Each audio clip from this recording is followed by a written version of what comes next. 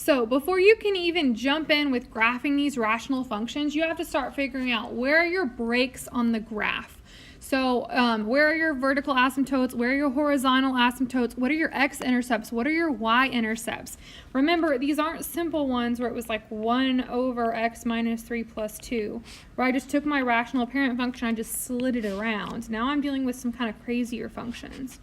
Okay, so to start, I got to find out what are my asymptotes. That's what you start with. Where are you not allowed to have a graph? Which means I need to set my denominator equal to 0 and solve. So if I set this equal to 0, well, it's quadratic. I need to either do quadratic formula, factor it, do whatever you can. Best option is factor it.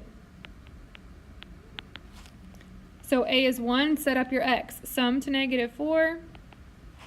Product is 3. So what numbers multiply to give you 3 but add to give you -4, -3, and -1. So I'm going to rewrite this function as y equals x plus 3 over x minus 3 times x minus 1. Okay, so asymptotes. X would be 3. I have an asymptote where x is 1. So those are my vertical asymptotes. Where x is 3, where x is 1. And I have a horizontal asymptote. Remember, horizontal heavy. It's bottom heavy. Bigger on bottom, bobo, y equals 0. Okay, now that I know my asymptotes, I know my domain and my range. Because my domain, x can be anything but 1 or 3. Or 3 and 1, however you want to write it. Because my denominator can't equal 0, so I did set it equal to 0 to work backwards to find out what are the numbers I'm not allowed to have. Okay, my range can be anything but 0 because it was bottom heavy. Okay, points of discontinuity.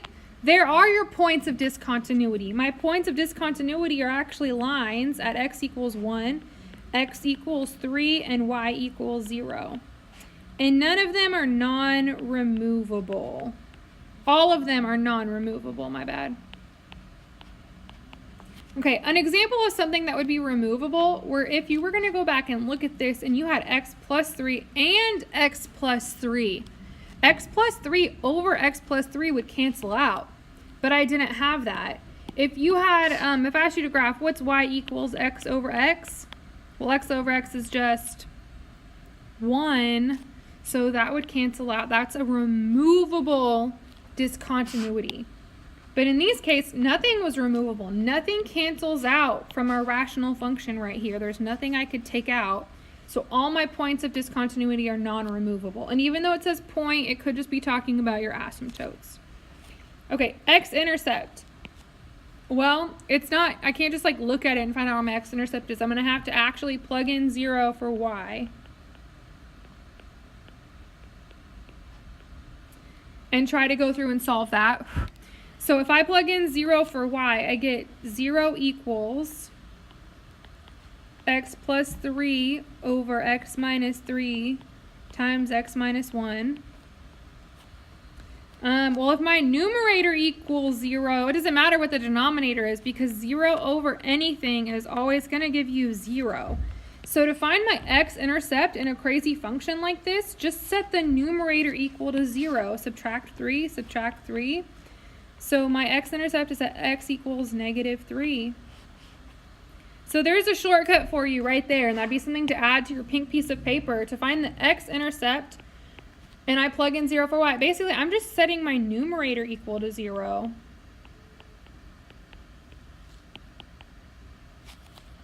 Now to find the y-intercept, I'm going to plug 0 in for x.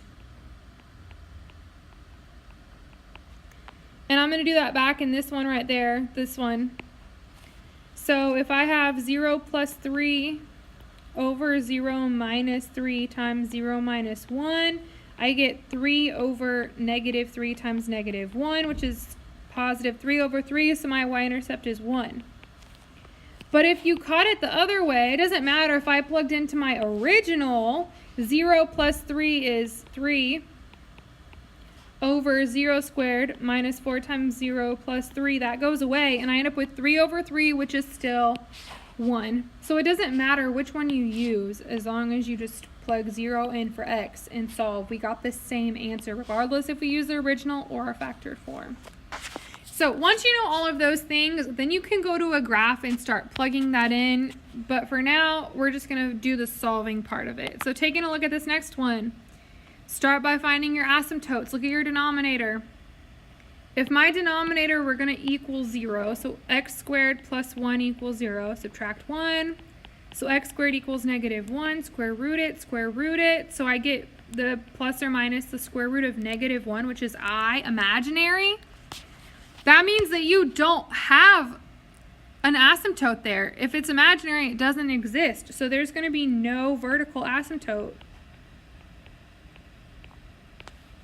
Because is there any number that you're going to plug in to make your denominator equal 0? If you plug in -1, -1 squared is 1 plus 1 gives you 2. Any negative number you plug in is going to become positive. So there's no real number that you can plug in to give yourself an asymptote. So there's no vertical asymptote because my denominator, there's no real number that's going to give you 0. Okay, but to find my horizontal asymptote, it's bottom heavy. Remember, horizontal heavy. Bigger on bottom, Bobo, was y equals 0. So in this function, I only have one asymptote, and that's why y is 0. So my domain, no restrictions, all real numbers. I could say from -infinity to infinity. But my range, I still have that asymptote at 0. So points of discontinuity.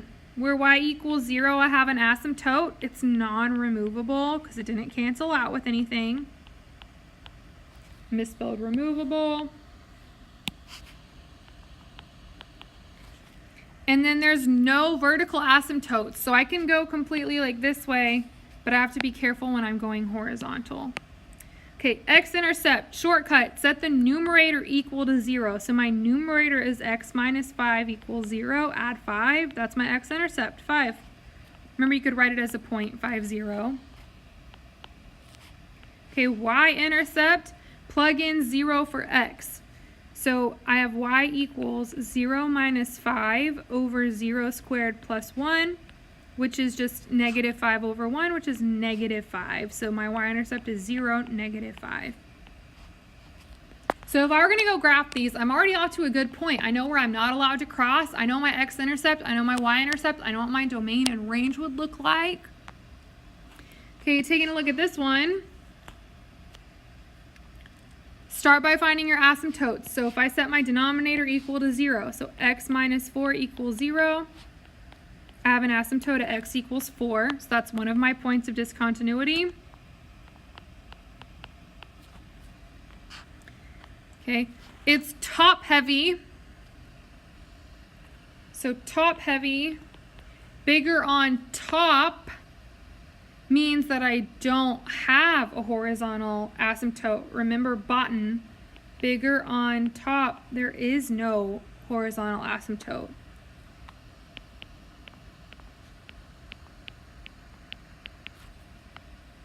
Okay, but I need to check out my numerator here, because if I have a point of discontinuity at x equals 4, and looking at my numerator, for all I know, that's actually going to cancel out. So let's factor our numerator and let's see, is it removable or is it non-removable? So if I set up my x, sum to -3, product is -4, so kind of opposite of the last one. -4 and 1.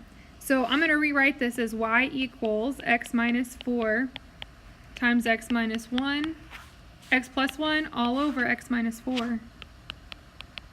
Because now I know something. If I have x minus 4 on the top and on the bottom, that means that my point of discontinuity is removable.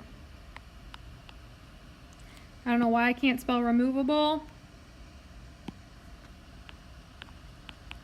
If it's removable, that means that it cancels out. It's not going to be a line on your graph. It's not going to be an asymptote like this where x equals 4. It's actually going to be a hole. Hole would be like that, is a hole on your graph. So it's not going to be a full line. It's just going to be a tiny little hole on your graph. So if it's removable and it cancels out, it creates a hole on your graph. If it doesn't cancel out, it's an asymptote, it's a line. So to remember, removable creates a hole, so point of discontinuity. Removable creates a hole.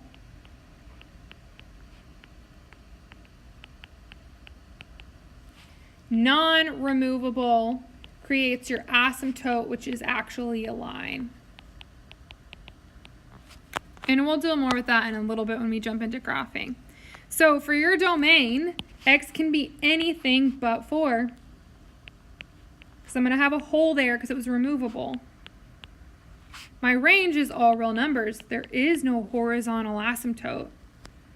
So all real numbers, I could say from negative infinity to positive infinity. Okay, X-Intercept. I canceled this out, so I'm left with this. That's my numerator. So X-Intercept, set the numerator equal to 0. So x plus 1 equals 0.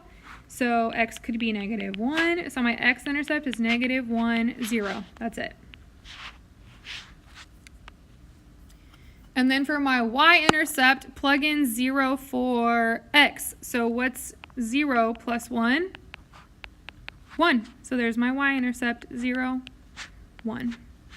Notice after I cancel it out, that tells me my points of discontinuity, but then I'm using my new function to get my X-intercepts and my Y-intercepts.